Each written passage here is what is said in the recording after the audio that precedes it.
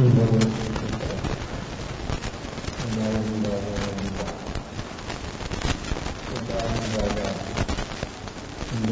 ભાવ નિશ્ચય લેવા કેવો છે જીવનમાં સંપૂર્ણ સમન્વય. આવું સમન્વય સમ્યક દર્શનના સદભાવમાં થઈ શકે. સમ્યક દર્શન જ્યાં ન હોય ત્યાં કદી પણ વ્યક્તિનું પલ્લું ઊંચું નીચે બને. સમ્યક દ્રષ્ટિ આત્મા રાગનો ભોગતા નથી, રાગનો કરતા પણ નથી. સમ્યક દ્રષ્ટિ આત્મા રાગની જે અવસ્થા ચાલી રહી છે, ચારિત્ર મોહની નબળાઈથી તેને તે જોવે છે, તે તેનું જ્ઞાતા છે. અજ્ઞાન જ્યાં પ્રબળ હોય છે અને અજ્ઞાન તે જ સંસાર છે, અજ્ઞાન તે જ દુઃખ છે. અજ્ઞાન દુઃખ જ્ઞાનીઓએ કહ્યું, જેઓ એ વાતને નહીં સમજી શકવાથી શાસ્ત્રો કંઠસ્થ કરે, એને જ્ઞાન સમજે છે, એને જ્ઞાન માને છે. એ જ્ઞાન અજ્ઞાનને છુપાવવા માટે આબાદ કામ કરે છે. શાસ્ત્રનું કોઈ પણ જ્ઞાન અજ્ઞાનને છુપાવે. સમ્યક દર્શન થતાની સાથે અજ્ઞાનની પડતો ખુલ્લી.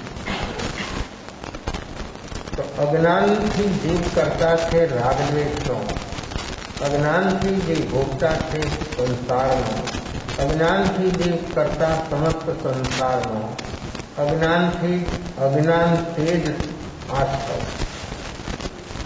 અજ્ઞાનથી આશ્રવ આવે એમ નહીં, અજ્ઞાન તે જ આવે. વસ્તુનો અભાવ તે દુઃખ નહીં, અજ્ઞાન તે દુઃખ. વસ્તુ હોય અગર ન હોય પણ સમ્યક જ્ઞાન જેની પાસે હોય અને કોઈ પ્રકારનું દુઃખ કદી સ્પર્શે નહીં. ઉદયોગ સંયોગની અવસ્થા ગમે તેવી હોય, ગમે તેવા પ્રકારની હોય, પણ તેને તે સ્પર્શી ન શકે. તે સ્વીકાર એક સાધના.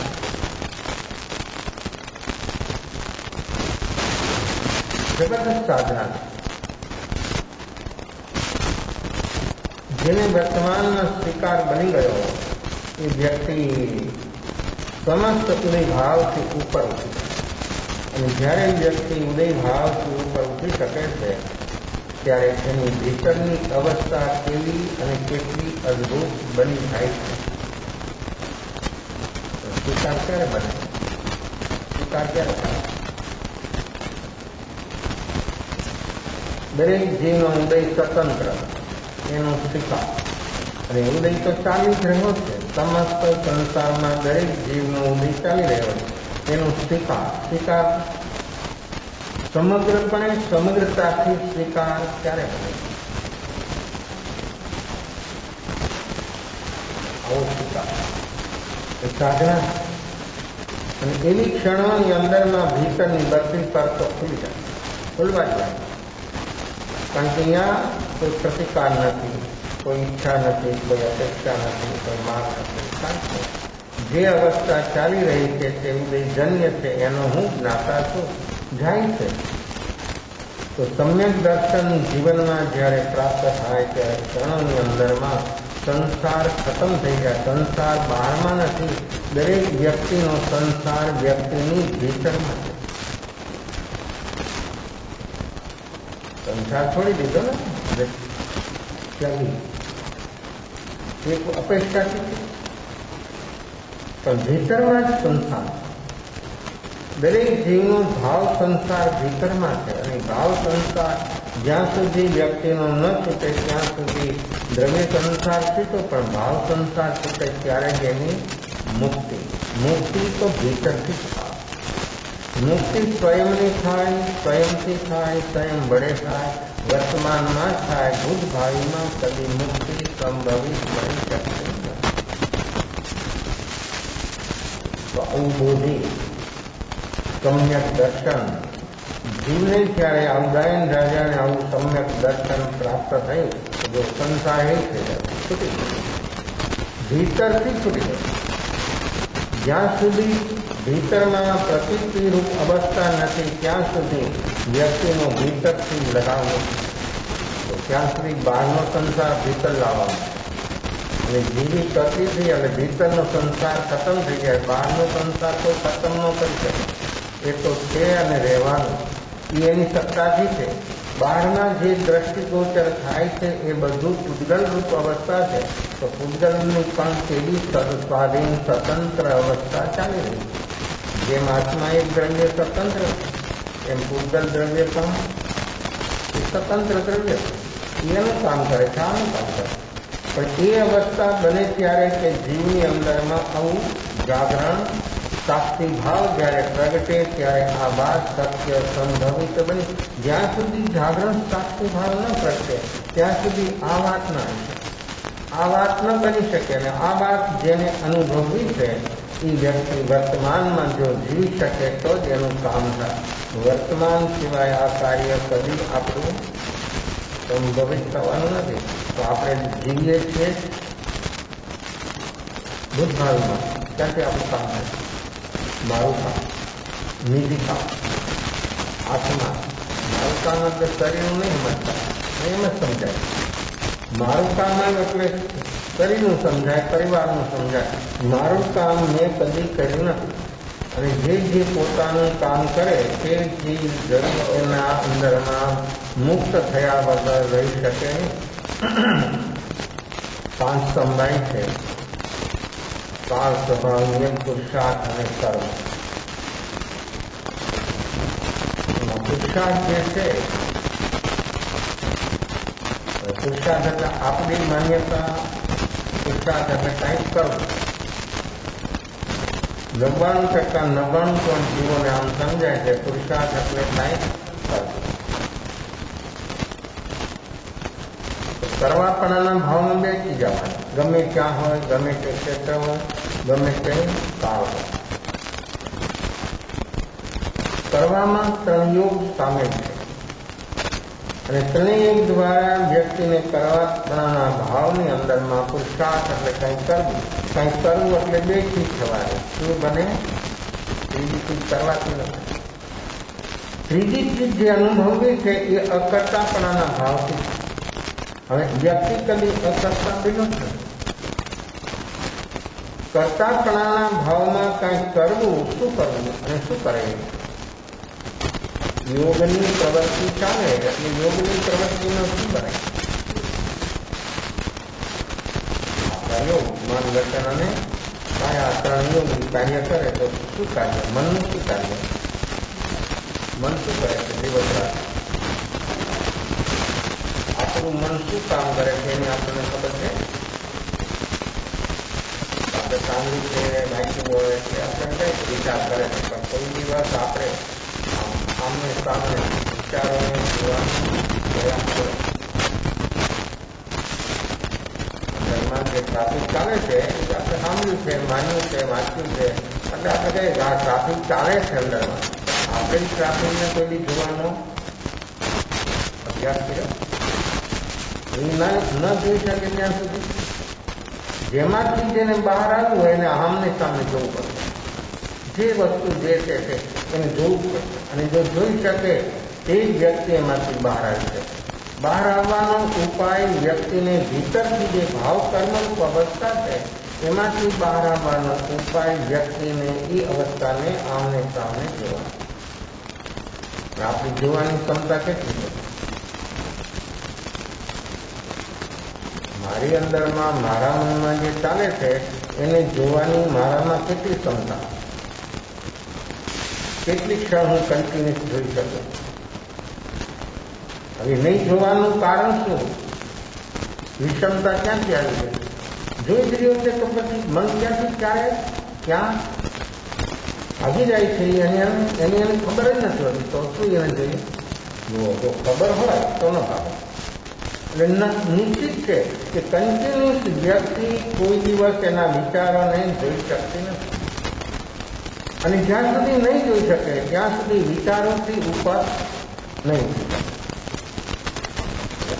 વ્યક્તિની અંદર વિચારો ચાલે તો વિચારોથી બહાર આવવા માટે માણસ શું ઉપાય કરે છે? એક વ્યક્તિ ઉપાય કરે, શું ઉપાય? સામે વિચારોને પ્રેસ કરે, દબાવ. વિચારોને જેટલા પ્રેસ કરે એનો ગુણાકાર.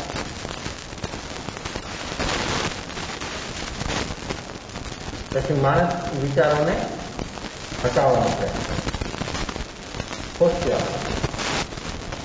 મૂલ્યાંકન કર્યું, રાગ દ્વેષની વૃદ્ધિ થવાય. જ્યાં જ્યાં મૂલ્યાંકન થાય, ગમે ત્યાં મૂલ્યાંકન થાય તો સમજવાનું રાગ દ્વેષ લખવાનું કઈ રીતે બહાર આવે. અને આ તો રોજનું નહીં, ક્ષણે ક્ષણનું છે. આ કાર્ય ક્ષણે ક્ષણનું છે. ક્ષણે ક્ષણ સાવધાન સજાગ જે વ્યક્તિ હોય એ કામ કરી શકે. આ પુરુષાર્થ વર્તમાનમાં એ વિચારોની અવસ્થાને જોવા તે પુરુષાર્થ. આ 5 સમયમાં પુરુષાર્થ એવો પુરુષાર્થ છે.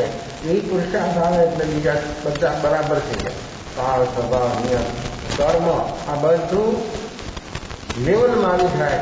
કાંઈ પણ એની આગળ પાછળ કાંઈ કરી ન શકે, ચાલી ન શકે. પણ જ્યાં સુધી આ પુરુષાર્થ કરીએ છીએ, આપણે પુરુષાર્થ કર્યો તો પુરુષાર્થ એટલે કંઈક કરવા પડાના ભાવ, એ પુરુષાર્થ નથી. એ પુરુષાર્થ કર્મનો પુરુષાર્થ છે, પણ જોવાનો પુરુષાર્થ. વ્યક્તિ વર્તમાનમાં જોવાનો પ્રયાસ કરે. કેમ આપણે સફળ નથી થતા? આટલું સાંભળીએ છીએ, ઘણા સમયથી આપણે સાંભળીએ છીએ આ વાતને કે જાગરણ સાચી વાત જોવાનો અભ્યાસ થતા એ જોવા શકે નથી. એમાંથી કોણ એને બહાર પડી જાય? જોવાની શરૂઆત કરે, થોડીક ક્ષણો જોઈ શકે, પછી ક્યાં મન નદારત થઈ જાય એને એની પણ ખબર ન થાય. પછી કલાક 2 કલાક પછી યાદ આવે તમારે જોવાનું છે, વળી 2-4 ક્ષણ જોવાય, વળી પાછું બાકી. કેમ કામ કરે? કામ કેમ નથી કર્યું? આ કામ નહીં થવાનું કારણ આપણે જ છીએ. ઉદય પ્રયોગ નહીં. આ બહારના ઉદયને આપણે એને એવું બનાવી દીધું છે કે આ ઉદય આટલું બધું છે, હું કંઈ કરી શકું. ખલાસ. કોઈ બી બહાર ના આવી શકે, કોઈ બી બોધી સુધી ન પહોંચી શકે. જેને બોધી સમ્યક દર્શન જલ્દીમાં જલ્દી પામવું છે, બોલવાની જરૂર નથી, કરવાની કાંઈ જરૂર નથી. જોવા માટેની ક્ષમતા વ્યક્તિમાં જો પ્રત્યે જાય, પણ આ જોવાની ક્ષમતા પ્રત્યે જીવને ધ્યાન, તો ધ્યાન તો આપણે કોઈ જાણતું નથી. ધ્યાનમાં આંખો બંધ કરે અને મન જો કેવું સટપટા કરે, કેવું ખુદાખુદી કરે, ક્યાં ભગાવી જાય, ક્યાંથી ક્યાં નીકળી જાય. માણસ ધ્યાનમાં બેસે ત્યારે એના અંદરના શરીરમાં કેવી કેવી અવસ્થા ઊભી કરે છે. આ બધી મનની અવસ્થા છે અને મન આવું બધું ઊભું કરી શકે છે. એ મનને મારે જ્યારે જોઈ શકે છે ત્યારે મન પછી બધામાંથી બહાર આવી જાય અને માણસની જોવાની ક્ષમતાને ધીરજ એટલી બધી દ્રઢ બની જાય કે ગમે એવી ઘટના ઘટે, મન ગમે એવું ઊભું કરે શરીરમાં, તો પણ એ જોવામાં હલે નહીં, ડગે નહીં. અને ક્યારેક એનું કાર્ય, મારું કાર્ય જે મારે અનુભવવું છે કે નિર્વિકલ્પ અવસ્થા વર્તમાનમાં વ્યક્તિની કેટલી ક્ષણો થતી. નિર્વિકલ્પ અવસ્થા, આ પુરુષાર્થ, આ સમ્યક પુરુષાર્થની હું વાત કરું છું. જેને બોધી જલ્દી પામવું છે એની આ વાત છે. 4th વારો હોય કે 5th વારો હોય, આનાની સાથે આને કોઈ સંબંધ નથી. સ્વભાવ ધર્મને અનુભવવો હોય અને એની અંદરમાં વ્યક્તિને પ્રવેશવો હોય તો બહારના દ્રવ્ય ક્ષેત્ર કાળભાવ બધા બહાર રહે છે. પોતાના દ્રવ્ય ક્ષેત્ર કાળભાવ વર્તમાનમાં જ્યારે જીવ જોવાનો અભ્યાસ કરે અને સ્વયંના દ્રવ્ય ક્ષેત્ર કાળભાવ બધા સુલટા થઈ જાય. જેમ બહારના દ્રવ્ય ક્ષેત્ર કાળભાવ છે એમ પોતાના સ્વયંના છે. દ્રવ્ય, આત્મદ્રવ્ય કેટલું સ્વતંત્ર, આત્મદ્રવ્ય કેટલું સ્વતંત્ર, કેટલું સ્વાધીન છે. અને એ સ્વાધીન સ્વતંત્ર આત્મદ્રવ્ય, એ દ્રવ્યને અનુભવવા માટે વ્યક્તિ વર્તમાનમાં શું કરે? જે પર્યાય, એ આત્મદ્રવ્યની શુદ્ધ પર્યાય એટલે એના ગુણ, આત્મા તો શું છે? એના ગુણો ઉપર લાગેલી આ પરતો છે. એ પરતો જેટલી જેટલી ખુલે એટલી અંશે એ દ્રવ્યમાંથી પર્યાય બહાર શુદ્ધ પર્યાય આવે અને આ પર્યાય શુદ્ધ જે છે એને અનુભવ હંમેશને માટે જીવને સ્વભાવ કે વિભાવ પર્યાયથી પણ પર્યાય છે. ચતુર્ગતિનો સંસાર એ પણ એક પર્યાય છે, પણ એ વિભાવ પર્યાય છે. એ વિભાવ પર્યાયનો અનુભવ વ્યક્તિને મન દ્વારા થાય છે, જ્યારે સ્વભાવ પર્યાયનો અનુભવ મનથી ઉપર ઉઠે ત્યારે થાય. એ મનથી નહીં થવાનું. વિભાવરૂપ પર્યાયનો ઉજ્જવલનો અનુભવ વ્યક્તિને અજ્ઞાનરૂપ અવસ્થામાં મનની અવસ્થાથી વ્યક્તિને એનો અનુભવ કરે. પણ એ અનુભવ કરવામાં પણ દ્રવ્ય શુદ્ધ છે, એમાં પણ અનંત હોય. એમાંથી એકાદ ગુણની એક પર્યાય કદાચ એને અનુભવમાં કદાચ આવી શકે. અને તે વસ્તુ જમે છે એમાં રસ સબ્જી બનાવી તો એની અંદરમાં કેટલી વસ્તુ હોય? બની એની અંદરમાં કેટલી બધી વસ્તુઓ નાખવામાં આવે. એ વ્યક્તિને મોઢામાં મૂકતાની સાથે એ બધા ગુણધર્મનો અનુભવ થાય. શું છે, સાચું છે, સારું છે, બરાબર છે, ઓછું અધિક છે, એ ખબર થઈ જાય. વ્યક્તિએ એ વસ્તુ નાખતી વખતે કેટલું કોન્સન્ટ્રેશન રાખવું પડે. જો એનું કોન્સન્ટ્રેશન ન હોય, વિચારો ક્યાંય બીજે અને બીજા ચાલતા હોય તો બધા વિચારો માણસના જો એટલા બધા અંદર ચાલતા હોય તો એને ખબર છે માપની અને જો માપતું વાંચ્યું છે ડબ્બામાં હોય એમાંથી હાથથી જ લઈ નાખી આ ચમચે તો ચમચે કેટલું માપ, કેવું માપ છે, કેટલાની રસોઈ છે, કેટલી રસોઈ છે, શું છે, એની અંદરમાં આટલું લાગુ છે, કેટલું કોન્સન્ટ્રેશન, કેટલું એને અંદરમાં ખબર છે. આ ખબર કહેવાય, જ્ઞાન ન કહેવાય. પણ ખબર છે પણ માણસ જ્યારે એનું મન થોડું સ્વસ્થ હોય ત્યારે કામ બરાબર કરવા. જો માણસનું મન એ વખતે સ્વસ્થ ન હોય તો ઓછું અધિકને વિપરીત કાં ઓછું થાય, કાં ભૂલી જાય, નાખતું જ ભૂલી જાય, ખબર જ ન હોય. એટલા બધા વિચારો અંદર ચાલતા હોય કે બીજે કામ ઉપર રોકાઈ જાય, એ નાખતું ભૂલી જાય. અંદરમાં જે રીતે કામ કરવું હોય તો ભૂલી જાય. કેવી કેવી અવસ્થાઓ જીવનની આ જીવન જરૂરી વસ્તુઓ બનાવવામાં પણ વ્યક્તિને આટલું બધું કોન્સન્ટ્રેશન રાખવું ઘટે છે. તો ખાવામાં આપણું ઓછે જમવા બનાવનારે બનાવી કોન્સન્ટ્રેશન છે ઓછું તો નહીં, પણ એનો ખ્યાલ રાખવો પડે છે પૂરેપૂરો. ત્યારે ઠીક બને છે. જમનારની અવસ્થા શું મરાય છે પછી શું થાય? એક કવર મોઢામાં આપણે મૂકવું, આપણી રોજની ક્રિયા કરે 3 ટાઈમ, પછી નાસ્તા પાણી હોય અલગ બધા 3 ટાઈમની જે આપણી આ ભોજનની અવસ્થા વ્યવસ્થા જે ચાલે છે એમાં વ્યક્તિ મોઢામાં મૂકતાની સાથે સારું ખાટું શીખી અને એને એનો ખ્યાલ આવે. અને ખ્યાલ આવ્યો એટલું જ રહે છે કે કાંઈ વધારે આગળ ચાલે છે. શું બને રસગુણની એક પર્યાય એને ટચ થઈ અને ટચ થાય એટલે કેવી ખબર થઈ જાય. જીભ ઉપર આવતાની સાથે મનને સંદેશ મળી જાય. 5 ઇન્દ્રિયોના માધ્યમથી મનને બધી વસ્તુઓ પકડાય અને કેટલી સ્પીડથી પકડાય અને કેટલી સ્પીડથી નક્કી કરી નાખે છે. કેટલી તાકાત ધરાવે છે. તો મન આવું છે તો એનાથી રાગદ્વેષ કેટલા શક્તિશાળી છે કે જે મનને ચાર્જિંગ કરે છે. જેનાથી આ મન સક્રિય છે એ રાગદ્વેષ કેટલા તાકાત આવે. તો એનાથી જાગરણ સાક્ષીભાવ કેવું તાકાત આવે, એનાથી એની પ્રણતિ કેટલી અદભુત. તો એકથી જ માણસને મોઢામાં મૂકતાની સાથે એને ખબર થઈ જાય છે કે આ વસ્તુની અંદરમાં આ વસ્તુ વિશેષ અધિક છે. તો તરત એ માણસના મનની અંદરમાં વિચારો થાય કે વિચારો એને જોવે.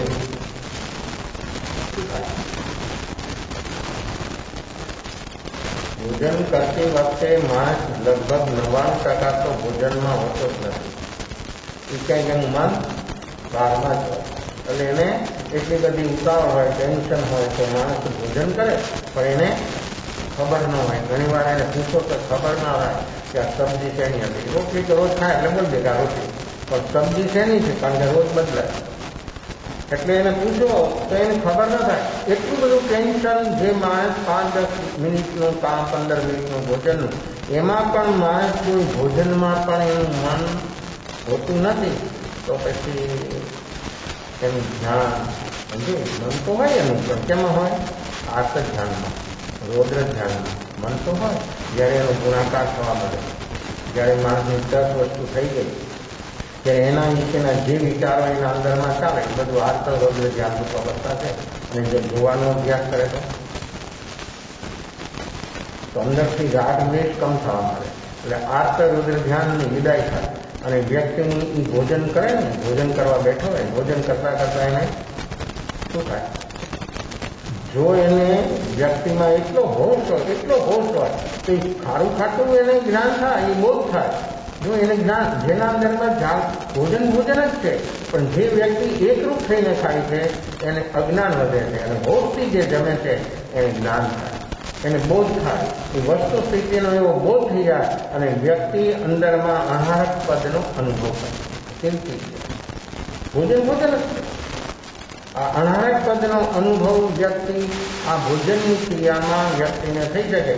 આ હું જુદો છું, આ શરીર જુદું છે, જોનારો ને ભોગવનારો જુદા છે, એવો એને અનુભવ થયા વગર રહી ન શકે. એક આચાર્ય ઘણા બધા શિષ્યો, એમાં એક શિષ્યને બહુ સુધાવિદની સત્તા, પરીક્ષા 22 છે, અને 22 પરીક્ષા એ વધારે મોહની કર્મ જનિત વધારે 22 પરીક્ષા. અને પરીક્ષા સુધા ભૂખ, એટલી બધી ભૂખ લાગે કે રહી ન શકે. અનેક મુનિઓ, મોટો સમુદાય હતો મુનિઓ, તો 50 મુનિઓને માસ ખમણની તપસ્યા કરી. આ સેવા બધાની કરે, પણ એને પોતાની એક સુધા સતાવે કે જેની કોઈ સીમાને રહી ન શકે. અને અંદરના એમ થાય કે બધા મુનિઓ આટલી મોટી તપસ્યા કરે છે અને હું એ ક્યાંય રહી નથી શકતો. આ મારી સુધાવૃત્તિ કેવી છે? ઘણો પ્રયાસ કરે, ઉપર ઉઠવાનો એનો પ્રયાસ ઘણો ચાલે છે, પણ એ ઉપર ઉઠી શકતી નથી જતી. સમસ્તરીના દિવસે પણ એને સુધા એટલી સતાવે છે, જાય છે. નક્કી કર્યું મનની અંદરમાં કે એક જ ઘરે જાવ અને જે ચીજ મળે એક જ લેવી, પછી એની સાથે બીજી ચીજો નહીં લેવાની. એક જ ઘરે જવું, એક જ ચીજ લેવી. કારણ કે આ મુનિ આટલી બધી તપસ્યા કરે છે, તો આજે મારે એક ઘરે જવું, એક જ ચીજ. આવો અંદરમાં એનો સંકલ્પ છે, એવો એનો અભિગ્રહ થયો છે. જાય છે પેલા ઘરે અને ચાવલ મળે, તો ચાવલની સાથે સબ્જી નહીં, દાળ નહીં, ઘી નહીં, કાંઈ નહીં, અંદર લઈ લીધા ખાવા લઈને આવે છે. ગોથરી બતાવી ચાવલ, આચાર્યમાં બેઠા છે, પાછો કાઢીને બતાવી એક જ ચાવલ, બીજું કાંઈ જ નહીં. આચાર્યના અંદરમાં પણ થોડીક વિવરતા હતી કે કેવી છે આની સુધાવૃત્તિ. આટલા બધા સંતો, બધા આટલી બધી તપસ્યા, ઉગ્ર તપસ્યા, પણ એક દિવસ માટે પણ ભોજન છોડી નથી શકતો. અને એમની થોડીક વિવરતા આવી અને મોઢામાંથી બળગમ નાખી દીધો એમણે હાથની અંદર. દુગનીચા એક પરિષદ, દુગનીચા એક પરિષદ, ચાવલની અંદરમાં 200 જેટલું. આના મનની અંદરમાં કોઈ વાતચીત ન થઈ. સંભવે જો આ સાધના શું ચીજ છે? हर हालतમાં हर संयोगમાં साधना થઈ શકે, આપણી સમગ્ર દિનચર્યા સાધના થઈ શકે, પણ આપણી અંદરમાં એનું જાગરણ સાક્ષીભાવ હોય તો આપની બહારની પ્રવૃત્તિઓ બાધકરૂપ બાધકરૂપ બને છે વ્યક્તિની બેહોશી, અને બેહોશીથી જ લગાવ છે, અને બેહોશીથી જ આ સમગ્ર સંસાર જન્મે બેહોશીમાં, જીવે બેહોશીમાં, અને એન પણ બેહોશીમાં. હોશ તો છે જ નહીં, તો પછી એનું કાર્ય જે કરવું છે સ્વયંનું એ તો થાય હોશમાં, તો હોશ તો નામો નિશાન નથી, એનું કામ ક્યાંથી થાય? આ અનંતકાળ કેમ ગયો? અનંત જન્મો પાસ થઈ ગયા, બેહોશીમાં જન્મે, બેહોશીમાં જીવે, બેહોશીમાં અંત આવી જાય. કામ શું થાય? જે કાર્ય સ્વયંનું કાર્ય, મારું કાર્ય, આત્માનું જે બને છે એ ગમે ત્યારે ગમે તેને બનશે તો હોશથી જ બનશે. આ દુગુની પરીક્ષા. ક્યાંય બેઠા હોય, કોઈક તમારી બાજુમાં અવ્યવસ્થિત વ્યક્તિ હોય ને બેઠી હોય તો તમને શું લાગે? તમારી જેવું સ્વસ્થતા એનામાં તમને ન દેખાય તો તમારા મનમાં એ વ્યક્તિ વિશે શું ભાવો થાય? દુગુંસા થાય, છૂટું થાય. તમે આમ થોડા સંકોચાવ, જગ્યા આપવા માટે નહીં. આમ હોળ ખચાખચ ગયો ને કોઈ આવ્યું હોય તો તમે ભેગા કરી દો, પણ આવી વ્યક્તિ બાજુ બેસીએ તો તમે અગર એવી થોડીક જગ્યાએ બેસવાનો પ્રયાસ કરે તો એ બેસી જાય, તમે સંકોચાઈ જાઓ. કારણ કે તમને દુગુન અંદરમાં એ વ્યક્તિની વર્તમાન અવસ્થા જે છે સારી એ તમને સેટ, તો તમે હવે આ રાગદ્વેષ કેમ સેટ થઈ ગયા? આ બેહોશી કેમ સેટ થઈ ગયું છે? અજ્ઞાન કેમ સેટ થઈ ગયું છે? આ દર્શનનું કેમ સેટ થઈ ગયું છે? બધું બેહોશીના સદભાવમાં. હોશ પ્રત્યાઘાત બધું જે છે અંદરમાં. નેગેટિવ જે ચીજો આપણી અંદરમાં છે એ બધી એને કાઢવાથી જવાની નથી, કારણ કે પકડવાની તો સામર્થ્ય છે નહીં, પકડી શકવાનો નથી. એ વસ્તુરૂપ આવી ખૂબ વસ્તુરૂપ નથી કે પકડી ફેંકી ગઈ, પણ જ્યારે એની અંદરમાં હોશ પ્રગટ છે ત્યારે એ વસ્તુ એકે નહીં લઈ શકે, એ વહી જવાની. એમાંથી જેને બહાર આવવું હોય ને આવું 100 ડિગ્રીનું જાગરણ સાક્ષી ભાવ પ્રત્યે, એટલે આ બધી નેગેટિવ ચીજો જે અંદરમાં છે રહી જ ન શકે. બેહોશીના સદભાવથી જ આ બધું છે, હશે અને રહેવા. પણ જેની અંદરમાં હોશ પ્રગટી જાય એ વ્યક્તિ જલ્દીમાં જલ્દી એમાંથી બહાર આવે. તો આચાર્યને નાખી દો કરો, આના અંદરમાં કાંઈ કહેતો આ સાધના ઘટના તો ઘટી ગઈ. અને એવી અંદરમાં ભાવના ભાવી, એની અંદરમાં એના ભાવ વિના આજે કેવો પ્રસાદ મળી ગયો. આ માગું તો ન મળે એવો પ્રસાદ આજે મને સહજ મળી ગયો. કેટલી કૃપા તમારી થાય. આવું વ્યક્તિ પોઝિટિવ થિંકિંગ કરી શકે. નેગેટિવમાં જો નેગેટિવમાં પોઝિટિવ જોઈ શકે ત્યારે માણસ પોઝિટિવમાં નેગેટિવ હોય. આ જીવોની કેવી કેવી અવસ્થાઓ છે એ જીવ જ્યાં સુધી પોતે પોતાની વર્તમાન અવસ્થાને નહીં જોઈ શકે ત્યાં સુધી એનું કામ નહીં થતું. ધન્ય થઈ ગયો. ઓહો ભાગ્ય કે આજે મારો સંકલ્પ જે એક ઘરે જવું એક ચીજ લેવી, આજે ચાવલ જ ભર્યા, પણ એની અંદરમાં એને તો આપે કોઈ લેવું નહોતું, એવો સંકલ્પ હતો. ઘી કે તાકાત કે કોઈ બીજી ચીજ કાંઈ પણ, તો આ બળગમ છે ને ઘી છે. બળખાને ઘીને બળખો બનાવી દીધો. માણસની શારીરિક અસ્વસ્થતા માણસના ઘીને બળખો બનાવી દે. આના અંદરમાં એવા ભાવ પ્રગટ્યા તો એ ભાવ છે ને બળખાને ઘી બનાવી દે.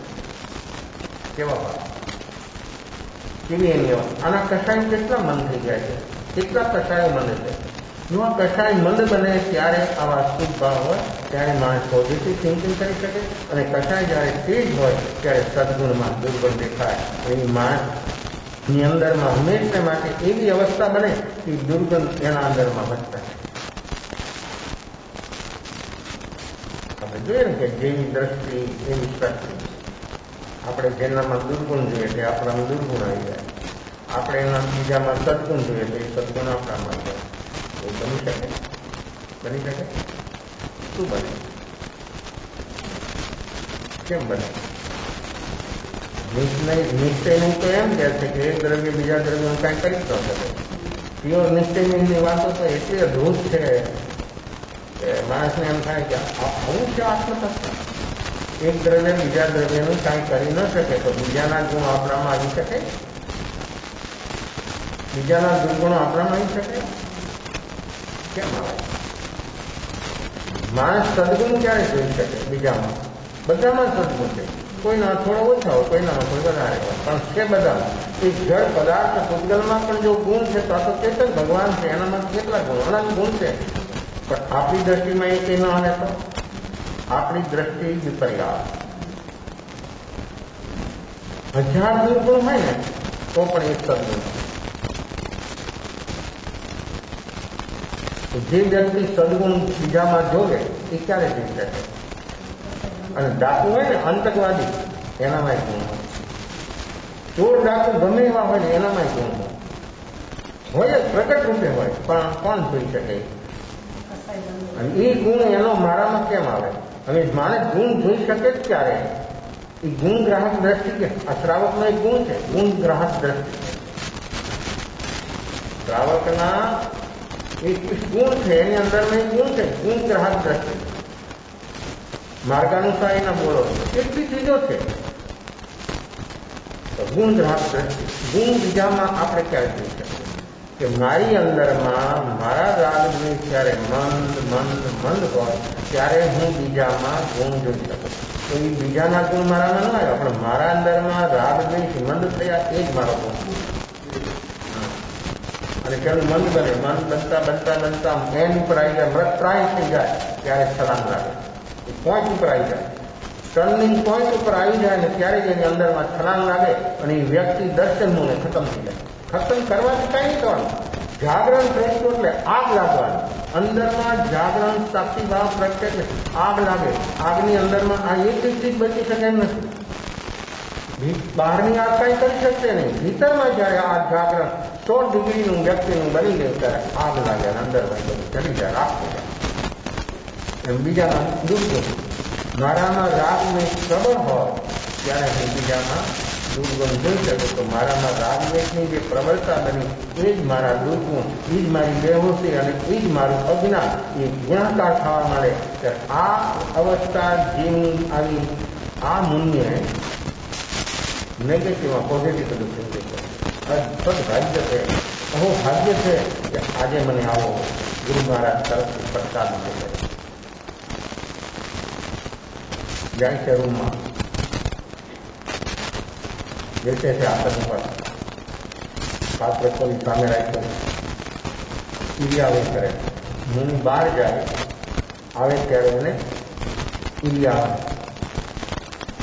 આવશ્યક કાર્ય માટે જ જાય બહાર.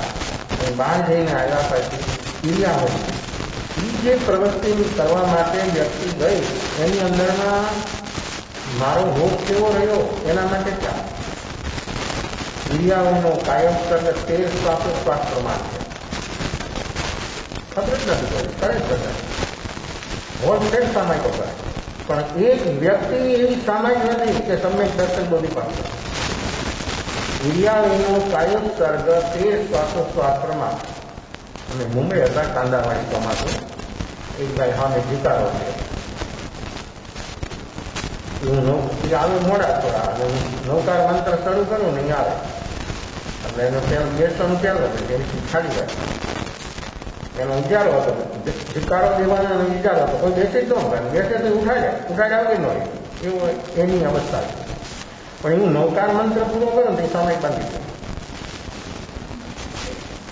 હું શરૂ કરું નૌકાર મંત્રની સામાયિક બાંધવી શરૂ કરે અને એ સામાયિક નૌકાર મંત્ર મારો પૂરો થાય ત્યાં એની સામાયિક બંધાઈ જાય. હવે એ શું હશે, કેવી સ્પીડ હશે એમ બોલવાનું. એમાં 13 શ્વાસોશ્વાસમાં તો શરૂઆતમાં તો 13 શ્વાસોશ્વાસ જો માણસ કોન્સન્ટ્રેશન કરે તો 1 કલાકથી વધારે. 2-5 મિનિટ 2 મિનિટમાં એ સામાયિક બાંધી દઈએ અને 2 મિનિટમાં આવી જાય તો આ શું બધું આમ ચાલે ભાઈ.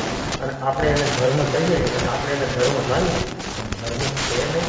આ સ્વાભાવિક ધર્મ સાધનભૂત છે, જબરજસ્ત સાધન, પણ એ સાધનને પણ માણસને ખબર નથી કે આ સાધનનો ઉપયોગ હું શું કરી રહ્યો છું. જાય છે અંદરમાં ક્રિયાવે કરે છે, ક્રિયાવેના કાર્યકર્તાની અંદરમાં એવા મગ્ન બની જાય છે, એવા સ્થિર થઈ ગયા. ઉપયોગ જ્યારે જાગે છે ત્યારે બહારની બસ કોઈ ચીજ એને સ્પર્શી શકતી નથી. શરીર સુધી આવી જાય, શરીર ઉપર આવી જાય તો પણ એને ખ્યાલ આવે કે આ વસ્તુ છે, પણ એનાથી એને દુઃખ ન થાય, એનાથી એને ભય ન થાય, એને કોઈ બધી વસ્તુઓ બહાર રહી જાય. વસ્તુ છે એ ટાઈમ શરીર પર સાફ કરી જાય.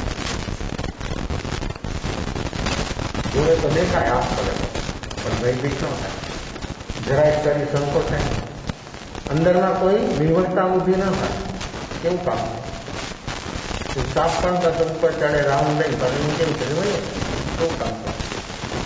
પણ વ્યક્તિ જરા પણ સંકોચાય એની અગર કાંઈ પણ પ્રયાસ ફલાવે તો એ પણ એટલો સંવેદનશીલ છે. આ બહુ સંવેદનશીલ છે. મનુષ્ય તો બધું વિકૃત છે. મનુષ્યની સંવેદનશીલતા કદી પૂંખી થઈ ગઈ. આ ઈરિયાવેલી કાર્યોત્સર્ગની અંદરમાં એવા નિમગ્ન બની જાય છે, ડૂબી જાય છે. ધન્ય થઈ ગયો. કઈ અભ્યાસ પણ બહુ નથી. 5 સમિતિ અને 3 ગુપ્તિ અષ્ટ પ્રવચન માતાનું પણ સાધકને જો બરાબર ખ્યાલ હોય ને તો પણ મુક્તિ એની થઈ જાય. 9 પૂર્વ નુન્ય ભણ્યો હોય પણ જો એનાની સરળતા ન હોય તો એ ભટકી. 9 પૂર્વ નુન્ય ભણેલી વ્યક્તિ ભટકી જાય અને અષ્ટ પ્રવચન માતાનું જ્ઞાન એની પાસે છે, એને સમ્યક દર્શન પણ થાય ને કેવું જ્ઞાન. આવું કામ છે. આનું નામ ત્યાગદાર છે. બહુ સરળ છે, બહુ સરળ છે. આત્મા ક્રિયા પૂરી રહી છે. આત્મા બળતણને બહાર કાઢવાનો પ્રયાસ ન કરે, નાખી દીધો પોઝિટિવ થિંકિંગ છે પણ બહાર ન થાય જાય. આ દુર્ગંધાથી આ વ્યક્તિ કેટલી ઉપર ઉઠે, દુર્ગંધા પરિષદ એનાથી ઉપર ઉઠે તો પરિશ્રમનો વિષય છે. હવે જો માણસની અંદરમાં દુર્ભાવ થાય, કદાચ ખાઈ જાય, કાઢે નહીં પણ ખવાય સંભવે કેવા ભાવ થાય મનમાં. અને કદાચ માણસ ખાવાનો પ્રયાસ કરે તો વોમિટ થઈ જાય. કારણ કે માણસની અંદરમાં દુર્ગંધા જ્યાં ઊભી થાય ત્યાં કદી પણ અંદરમાં સેટ ન થાય. એ અંદરમાં એનું પ્રેમન સહી ન બને. આત્મા કવન દીધો, એક આત્મા પાછળ છે, એક આત્મા સાવન પાડી. અંદરમાં નાખેલો બળગામ અહોભાવ છે, એવા અહોભાવ છે, એવા અહોભાવ છે કે જેની કોઈ સીમા નથી. અને બહારમાં માસ ખમન કરનારા મુનિઓની જાય છે, એને જોવે છે, અહોભાવ રખે છે કે આ મુનિઓ ધન્ય છે અને હું એક આવા દિવસે પણ હું મારી સુધાથી હું ઉપર ઉઠી નથી શકતો, તો મારી વર્તમાન અવસ્થા કેવા પ્રકારની. હાથમાં સવન અને ભીતર ડૂબે છે. નિર્વિકલ્પ અવસ્થા સપક શ્રેણી શુક્લ ધ્યાન. આ જ્યારે શ્રેણી આરૂઢ જીવ બને ત્યારે અંદરમાં રહેલા ભાતિ કર્મનો પહેલો નંબર લાગે. કેવી છે અવસ્થા? પાત્ર એમનામ છે, હાથમાં કવલ હાથમાં છે, અંદર સ્થિર જામી ગયા, ડૂબી ગયા ભીતર. અંતર્મુખની અવસ્થા સુધી 48 મિનિટ ઉપર એક ક્ષણ જાય એટલે જીવને કેવળ દર્શન પ્રગટ થઈ જાય. કેવળ પ્રગટ થઈ ગયા. રૂમની અંદરમાં પ્રકાશ થઈ ગયા. એટલે બહાર બેઠેલા કે આ શું કરે છે અંદરમાં, આ છે શું? બહાર બેઠેલાની નિંદા કરે છે અને આ બધાની એટલી પ્રશંસા કરે છે, એટલી પ્રશંસા. અને પહેલા જયારે હાથમાં કવર લીધા પહેલા બધાની એટલી બધી મુક્ત કંઠે પ્રશંસા કરે છે, આવો ભાવ છે. ત્યારે પેલા મુનિઓ એની હિલના કરે છે, દુર્ગંધા કરે છે, સાંભળે છે, પણ કોઈના પ્રત્યે જો દુર્ભાવ નથી થતો. એની નિંદા કરનાર મુનિઓ, તપસ્વી મુનિઓને આ કે કેવો છે, એક દિવસ ભૂખ્યો નથી રહી શકતો. આવા અનેક ભાવ એના ઉપર શબ્દોના પ્રહારો, એવા ભયંકર પ્રહારો થાય. પણ આ એવા સંભાવથી સાંભળે છે કે મારી વર્તમાન સુધા વેદની મને કેવી પરેશાન કરે છે. એ તો મહાન છે, તપસ્વી મુનિ રાજો છે, એના તો હું જેટલા ગુણગ્રામ ગાવ એટલા ઓછા. આવા ભાવની અંદરમાં આવીએ અને હાલતા ચાલતા એમની બધી જે કાંઈ સેવાઓ હોય બધી સેવા કરે. જ્ઞાન ચંદ્ર પ્રાપ્ત થાય. હાથમાં સવલ, ભીતરમાં સેવન. ભોજન ઉપર બેઠેલી વ્યક્તિ પણ વ્યક્તિની અંદરમાં કેવી અંદરમાં એની પ્રણતિ બની અને એ શ્રેણી આવું થયો આત્મા, કેવી અવસ્થા બની, કેમ બહાર ન લાગી. પ્રવૃત્તિ શું છે? ભોજનની. એની પહેલાની જે આ કંઈ પ્રક્રિયા બની એ બધાની સાથે એનું અનુસંધાન છે. એના અંદરમાં ક્યાંય દુર્ભાવ ન થયો, કંઈ એના અંદરમાં ફીલ ન થયો. અને અહોભાવ, એટલા અહોભાવ એ શુભ શુભ શુભ શુભ શુભ થતા કસાયો બંધ થયા. અને એ જીવને હાથમાં સવાલ, ભીતરમાં કેવળ જ્ઞાન પ્રાપ્ત થઈ ગયો. હિલના નિંદા કરનાર મુનિઓ બહાર બેઠા છે, બધા તપસ્વી મુનિઓ અંદર પ્રકાશ પ્રકાશ થઈ ગયો. દેવોનું આગમન છે, બોલાવવું ન પડે, એને આમંત્રણ ન આપવું પડે. કોઈ પણ જીવની અંદરમાં આ ઘટના ઘટે છે ત્યારે હાજર થઈ જાય. એના પણ અંદરમાં એ અહોભાવ એવા પ્રગટે છે જેમ પરમાત્માના પંચ કલ્યાણી 64 ઇન્દ્રો આવી જાય. અને એ જે એના અંદરમાં ભાવ પ્રગટે છે એ ભાવ એ કેવા ભાવ છે અને કેવા સુપર શુભ ભાવ, શુભ જ બને. ભક્તિ કરો, યમ કરો, નિયમ કરો, વ્રત કરો, જપ કરો, સ્વરૂપનું લક્ષ્ય હોય, કશાય મન થાય અને વ્યક્તિ એ માધ્યમ દ્વારા નિર્વિકલ્પ જો બની થાય તો એને એ સાધન મુક્તિનું બની શકે. પણ જો વ્યક્તિ નિર્વિકલ્પ અવસ્થા સુધી ન બને તો પાપમાંથી તો જરૂર બહાર. અને આચાર્ય ભગવંતોએ ચતુર્વિધ સંઘ ઉપર એ પરમ ઉપકાર કર્યો છે કે જીવો સતત તો શુભ ભાવમાં રહી નથી શકતા. ગમે ત્યારે અશુભ અંદરમાં પ્રવેશી જાય છે. તો આ બધું છે યમ, નિયમ, વ્રત, જપ, તપ જે બધું આપ્યું છે સાધનો, એ એટલા માટે છે કે જીવ કમસે કમ અશુભમાં તો નથી. અશુભથી શુભ ઘણું સારું છે, પણ શુભથી શુભ એ અશુભમાંથી શુભમાં ટકવા માટે, શુભમાં રહેવા માટે આ બધા અવલંબનો છે. પણ શુભમાંથી પણ છલાંગ લગાવવા માટે શુદ્ધ એ છે વર્તમાન નિર્વિકલ્પ અવસ્થા, એ છે જાગરણ સાક્ષીભાવ. આ કષાયો જ્યારે આટલા મંદરૂપ બની જાય ત્યારે જીવની અંદરમાં જે કાંઈ બને છે તે પુણ્યરૂપ અવસ્થા બને છે. પણ જીવનું જો લક્ષ્ય હોય તો એ બધાથી ઉપર ઉઠી જાય અને સ્વરૂપમાં સ્થિર થઈ જાય. આ સ્વરૂપ સ્થિરતા પૂરી હોય છે અને સ્વરૂપ સ્થિરતા કોઈ પણ જીવને પ્રાપ્ત થઈ શકે જોવાનો અભ્યાસી હોય છે. સતત આપણી સમગ્ર દિનચર્યા, ખાવું, પીવું, હાલવું, ચાલવું, ઉઠવું, બેસવું, શું માણસ હોય ને નિંદર નહીં જોઈ નિંદર આવે છે. નિંદર પહેલા આપણા શરીરના ક્યાં ફેરફારને પકડે,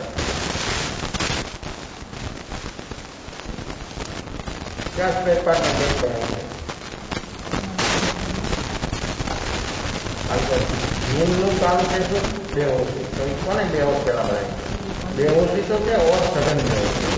નીંદર જે છે ને નિર્વિકલ્પ બને ત્યારે આવે. નીંદર પણ જે કોઈ પણ નિર્વિકલ્પ બને ત્યારે આવે.